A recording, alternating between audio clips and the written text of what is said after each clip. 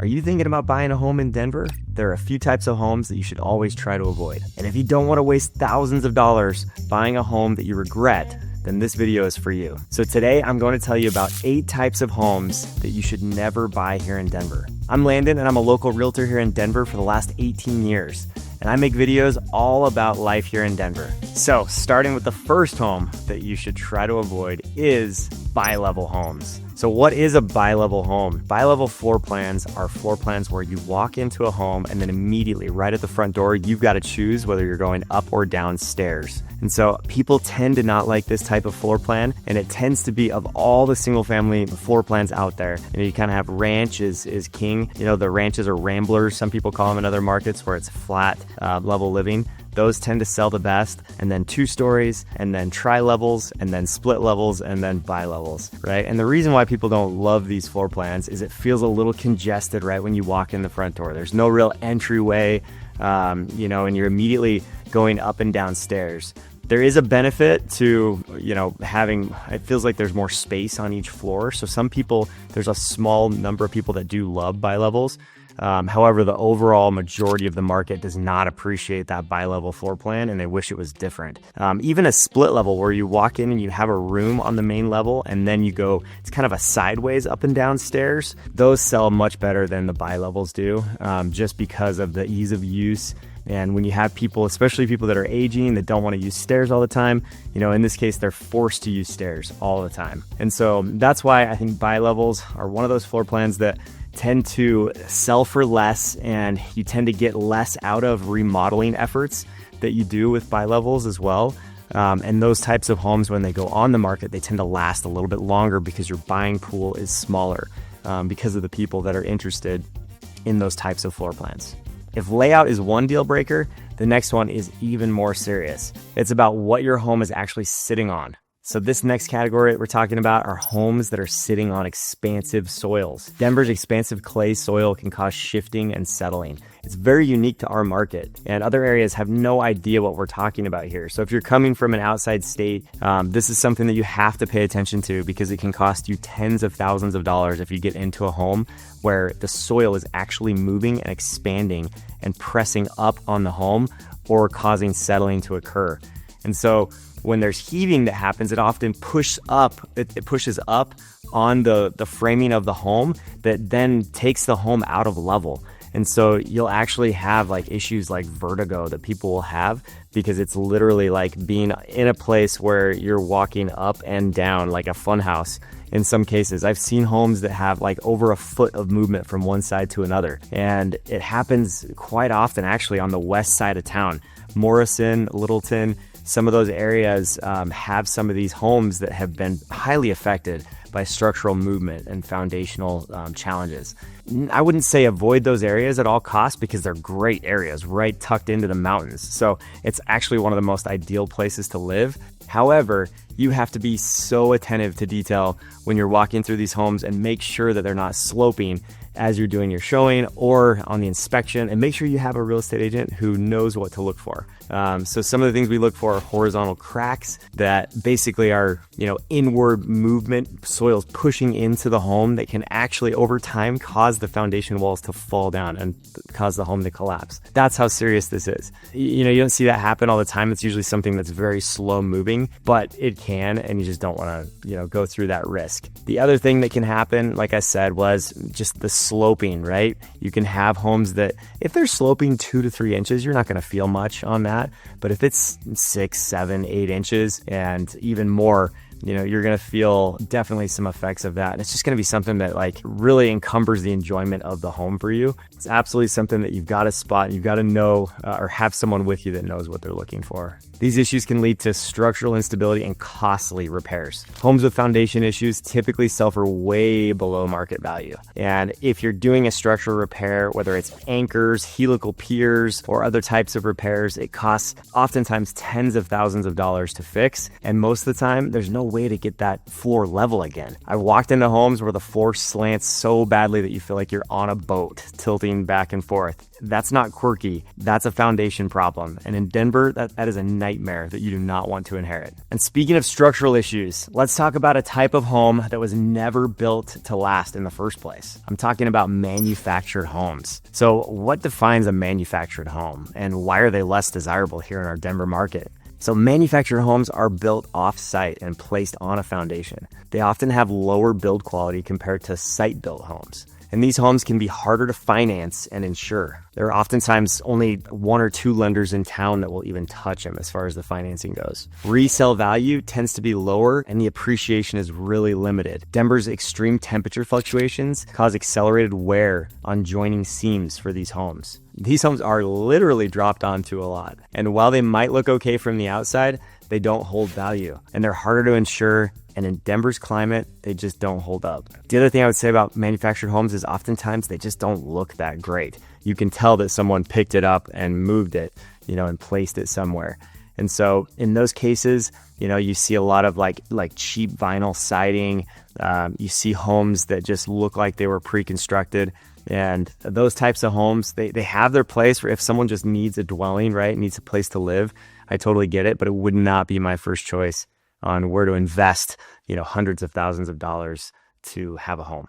Now let's move on from structure to location, because even a well-built home can be a bad buy if it's in the wrong spot. So try to avoid homes backing to busy streets or train tracks. All right. This is so important. Location, location, location, right? Those are the three things that matter the most about real estate. I will tell you that noise and location absolutely affects property value. When we're looking at, comps for properties, typically we'll give about a $50,000 decrease in the value of a home if it's backing to a 4-lane road or more.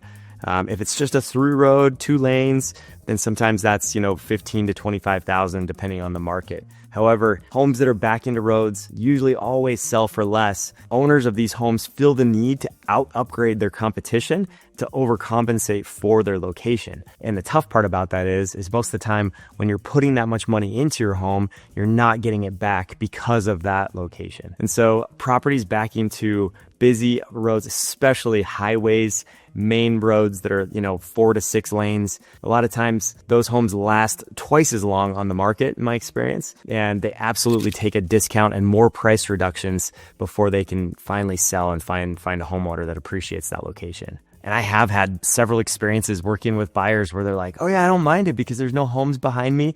I actually like, watching traffic and seeing things go by. There are some people that don't mind it. And sometimes they're people that come from big cities. And I've had a lot of international buyers coming from big cities who really like the liveliness and like the traffic coming by and that sort of thing. And they appreciate looking at that. They'd much rather look at that than their neighbor, coming out of their back patio with a robe on or something like that.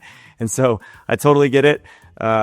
Just know you're the minority. The majority would rather back to another home or obviously a premier location like water, green belt, open space, park, and even an elementary school, compared to some of the things that we mentioned before as far as busy roads and train tracks go.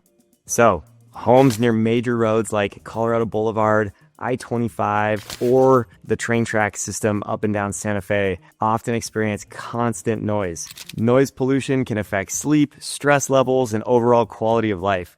These homes are often less desirable and can be harder to sell. Some areas near I-70 also deal with some industrial smells. I-25 and I-70, 6th Avenue, Colorado Boulevard, and Hamden create significant value reductions if you're close to those roads. Another concern that some people have is the safety aspect of it, right? What if I have kids that are playing in the backyard and all of a sudden someone is distracted driving and blows through my fence? So there's obviously those safety concerns that some people have as well, backing to very busy roads. I once showed a home that looked great online, but when we stepped into the backyard, we couldn't hear each other over the traffic, and buyers walked away from that instantly. You can't fix location. You can change all kinds of things in the home, but you just can't change where your home sits. And while we're talking about location, there's one very specific location that you should avoid for a very specific reason. I'm talking about homes near the Purina dog plant. So if you talk to any locals, they'll know a couple areas that just smell bad in town, right? And the Purina dog plant is located in Commerce City. That's just over by 3 major highways, 270, 70, and 76. And every time you drive on those roads, especially on a hot summer day, as it gets worse in the summertime, you smell that fresh aroma of dog chow. And it is unmistakable. As you're driving down the road, windows closed, you will smell that. And so just be aware that that smell exists, and that if you're anywhere within the vicinity, you are going to smell that manufactured Purina dog food that is constantly cooking. So it's one thing to be aware of. The locals will also tell you if you go up north an hour and a half, up to Greeley, Colorado, that Greeley smells like a cow town. It smells like manure. And so that's just another kind of joke for locals, right? Is the smell in Greeley. And so those are the 2 areas that just have a significant odor, right? That you really cannot avoid. It's good to be aware of that if you're coming in town as a newcomer. While not a structural defect, it's a significant quality of life concern that can affect resale. So you don't expect to smell dog food when you step outside your house. But near the Purina plant, that's exactly what you get. And no amount of air freshener is going to fix that. Now let's talk about a feature that seems small, but in Denver winters, it can become a daily frustration. I'm talking about north-facing driveways. In Denver, we locals, we really care about what way your front door is facing, because typically that's the way that your driveway is facing, because most of us here in Denver have front-facing driveways, right? I know in the Midwest and other areas in the South especially, they hide their garages and they have them on the side of the home. Here we have a lot of front-facing garages. And so just be aware of that and understand that when you buy a home that is north-facing or, towards north, maybe it's northwest, northeast, you're not going to have the same snow melt that happens across the street with your neighbors. Literally, you'll watch your neighbors across the street, maybe shovel a little bit of snow, right? Or just kind of dust it off while you're with a pickaxe, like trying to remove all the ice that's in your driveway, because of the severe freezing that happens sometimes on those north-facing driveways. So it seems like not a big deal, but it actually is a pretty big deal on the day-to-day basis. And it's something that causes a lot more effort and work to go into keeping your home clear of snow. And why does it even matter? For some people, they might have that question. And really, it destroys your concrete. So if you have snow that just sits on the concrete, it will deteriorate your concrete and cause spalling to happen, where there's just like little imperfections in the concrete all over the place. And it'll also cause some cracking to happen over time. And so it's important to clear that driveway off, after the snowfall. And we're lucky to live in such a great climate here where if it snows, it's usually gone in a couple days because of all the sunshine and variability of climate that we have. It will have a freeze come in, and then we'll have sunshine, and we may be in the 50s the next day during the wintertime. So you may ask, what direction is best? So the sun rises in the east, falls in the west, right? So that afternoon sun in the west is absolutely the best for snow melt. So if you buy a home that is facing west, we always say here in Denver, west is best, right? It's the best way to face because you get that snow melt on the driveway during the afternoon heat. And also your patio is nice and cool on the east side if you have a deck or a patio on the back side of your home. And so for 2 reasons there, west is best, south is second best, east is third best, north is the way to avoid, because that's the one that's going to cause you the most grief as far as shoveling, picking out that ice from your gutter canal at the bottom of the driveway. Not to mention that it causes some safety hazards, right? With slipping on ice, you can absolutely injure yourself, and someone else could be injured, right? The Amazon man could be injured walking up to your door. So for those reasons, it's really important to clear your driveway. Also, it's very important to pay attention to which way your home faces as you're shopping for homes. North-facing driveways get little to no direct sunlight in winter. North-facing driveways account for more slip and fall accidents in the winter. Homes with north-facing orientation generally have higher heating costs in the winter. These driveways often require more frequent shoveling and salting. You'll shovel your driveway, and 2 days later, it's still a sheet of ice. That's the reality with a north-facing driveway in Denver. It's a small detail that becomes a big headache. And while we're on the topic of older homes, let's talk about the ones that come with hidden dangers behind the walls. older homes with outdated systems. So what are some common issues in homes from different eras? Homes that were back in the prior to the 50s have galvanized piping. And so galvanized piping, although these homes are built very solidly on foundations, oftentimes on brick foundations, these homes oftentimes have plumbing that can deteriorate over time. Typically after about 70 to 80 years is when they start to deteriorate a little bit. If you bought a home in the 1950s, it's about 75 years old right now. So that's when some of these issues are starting to happen. We see them come up on inspections all the time. So that's one thing to try to avoid if you can, or just buy a home that was, post or pre-1950s that has already had their plumbing redone. That would be a great answer. If you're buying an older home that's prior to the 1950s, it may be something to really push hard on inspection to see if the homeowners are willing to replace that galvanized piping with something that is more up to date. Also, another one is homes in the 1990s. They suffer from polybutylene piping in some cases, not all of them, but there's certain pockets in town where they use this polybutylene piping. And it looks like a PEX plastic piping, but it had a manufacturer's defect that caused it to deteriorate severely over time. And so this one didn't take long. Some of them deteriorated after 10 years, but some after 20, 30 years, they're experiencing those effects now. And it's causing issues for people where they're having to replumb, all the water lines in their house, which is not fun. And so be aware of polybutylene piping and the effects that can cause on your home. Also, another impact that galvanized piping has on those homes prior to the 1950s, they reduce water pressure and they corrode. So you'll have jamming that will occur where your water pressure just gets less and less and less over time. And that's a good sign that you have that galvanized piping that needs to be replaced. Another one to be aware of is aluminum wiring. So aluminum wiring was between 1963 and 1978 in our market. That's when they did aluminum wiring. And it seemed like a great idea at the time to change from copper to aluminum because it was cheaper. However, they didn't realize that, GFCIs and often they don't trip very well and they cause fires with this aluminum wiring.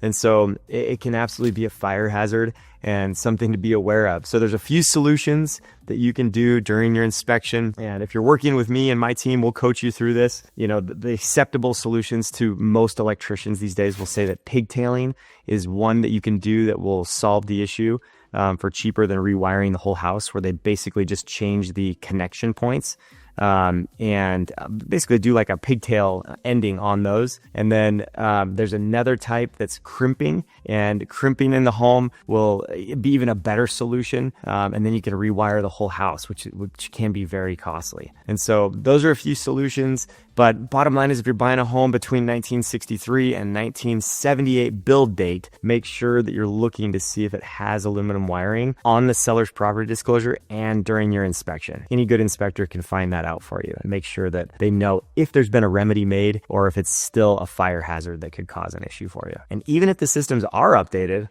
there's one more thing that can ruin a home, and it's something you might not notice until the next big storm. We're talking about homes with recurring water issues. So what causes flooding in Denver? How can buyers spot signs of water damage? The thing that causes most flooding issues in Denver, the answer is grading issues around the foundation is the number one thing that can cause that issue. And so you have to watch your landscaping all around the perimeter of your home. And that's something to be aware of as you're searching for homes. You gotta be able to spot those issues where there's negative grading going into the foundation, because obviously rain falls and then rain comes into the foundation. That's not a good thing for your foundation.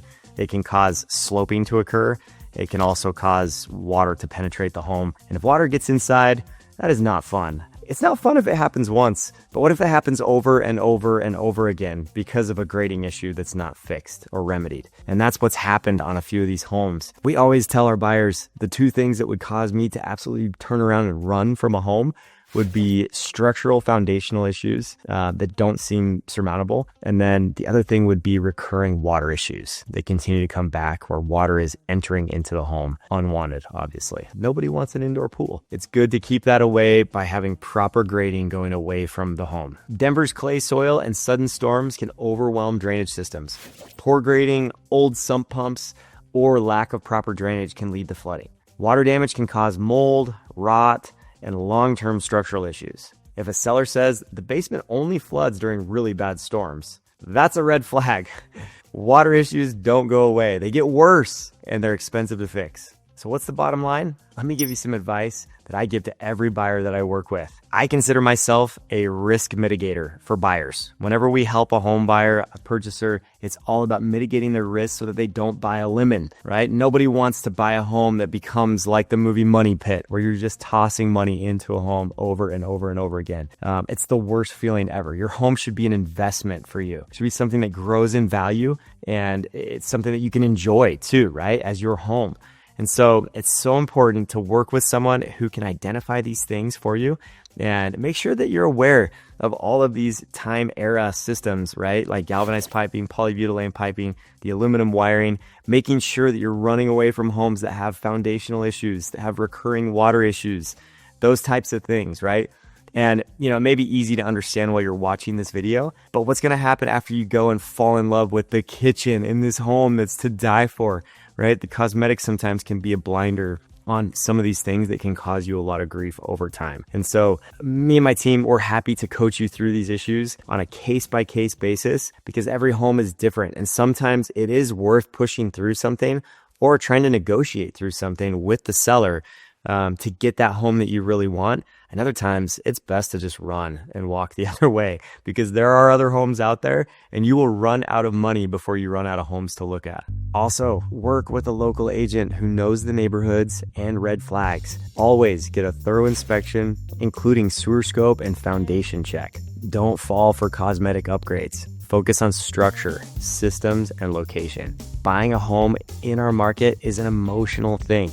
Buyers buy on emotion, I always say, and then they justify it later logically. That emotion can lead you to buying the wrong home sometimes.